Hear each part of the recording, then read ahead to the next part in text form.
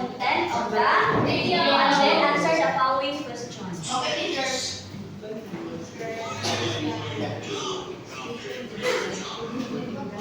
Alam, pinili teacher.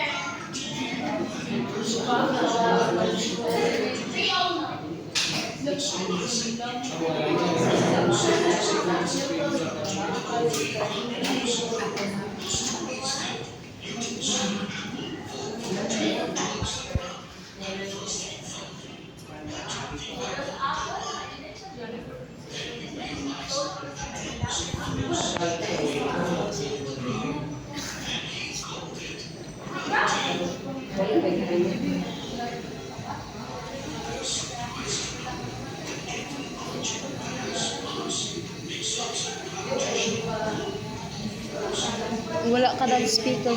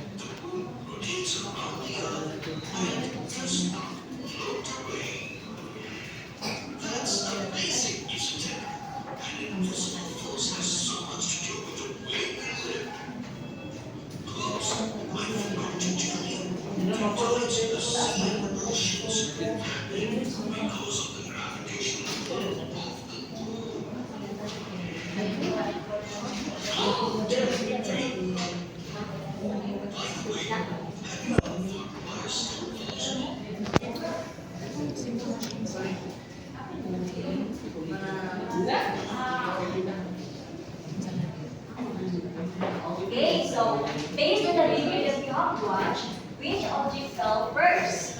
The rock. Okay, very good. The object fell first is the rock. Okay, so which second question? Which object hit the ground last? The paper. Okay, very good. The paper. So did both objects fall at the same time? No. Okay, very good. Now let's have another activity. Okay, so we have a puzzle here. So I will group you into two groups. So all you have to do is to fix it, okay, and identify a word. This will be the group 1 and this will be the group 2.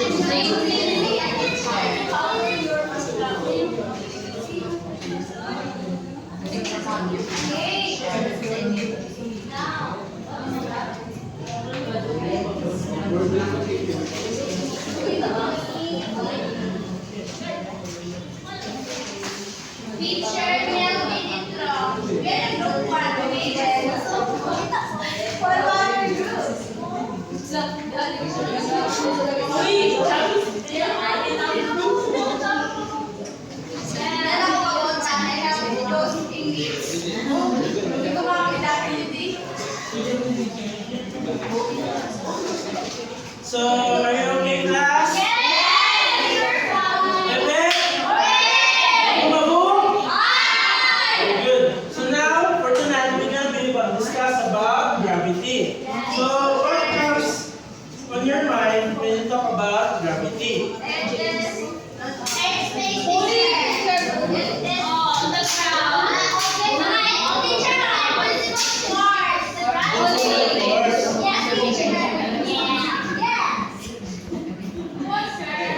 So, what is gravity? Gravity is an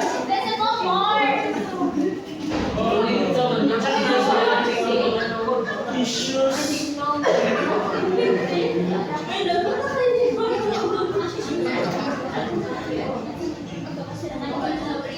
Tabangit.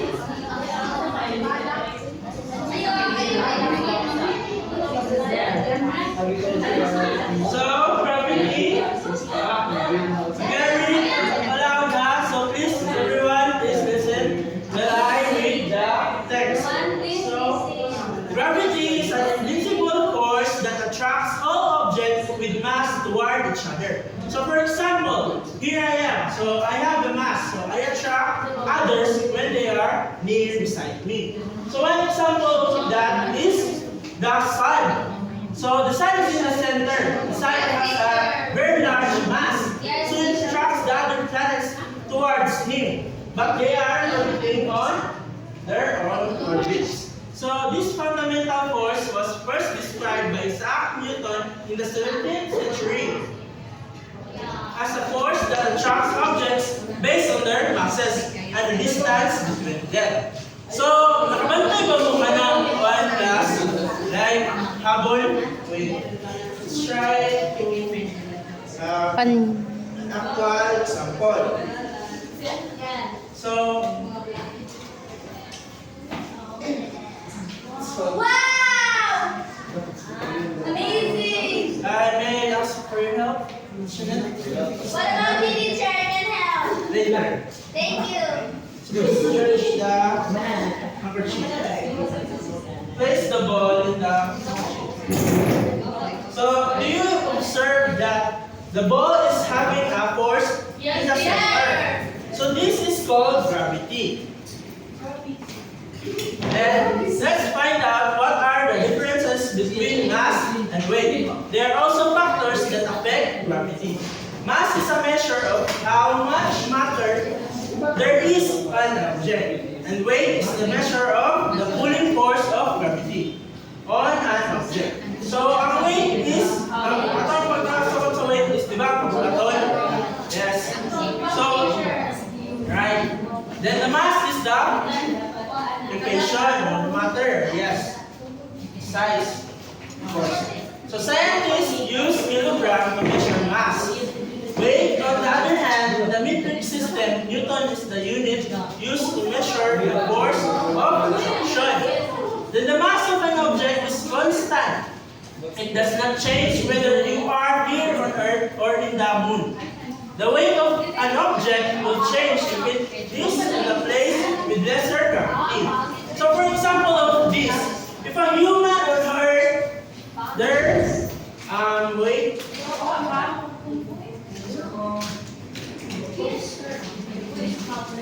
So for example, di ba ang tao, kung nata sa Earth, di ba, kaya dito mo float. Isa ka, di ba? Depende sa atong sizes o sa atong mass, nakadepende na sa atong weight. Pero nagpunto na tayo dito sa ground, di ba? But if we go to the moon, human weight, it doesn't matter. This is the same, di ba? So they float in the moon. So they feel like much God sila sa moon. Because on the moon, there is lesser gravity. So if there is no gravity, we can normally walk or jump. Because if we jump, for example, if we are on the moon, if we jump, we're gonna float away.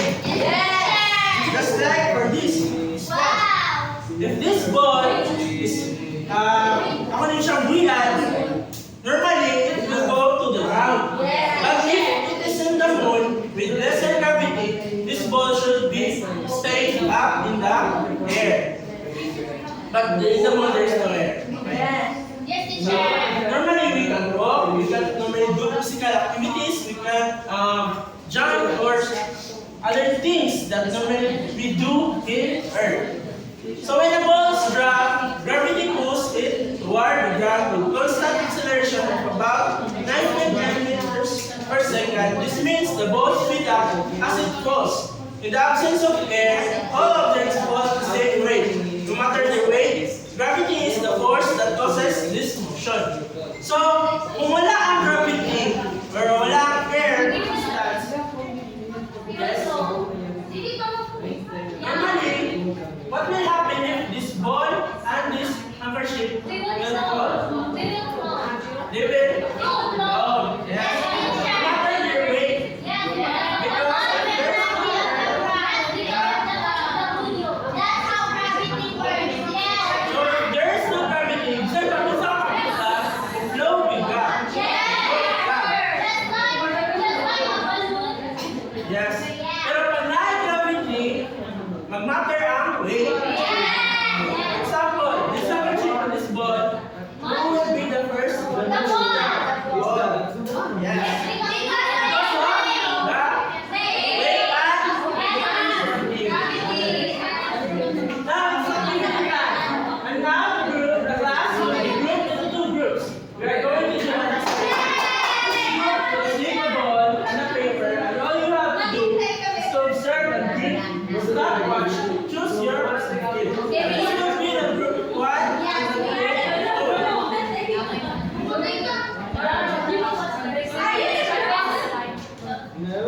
We need to alternatives na Bring your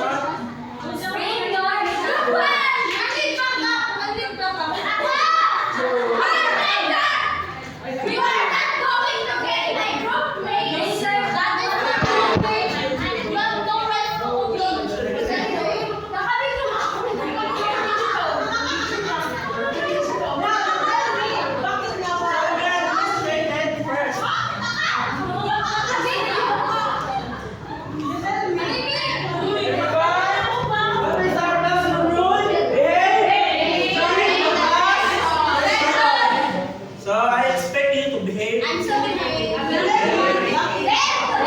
So the first item or object that we will use is the ball. So I want you to stand here and drop the ball. The same height, you can drop it 3, 2, 1.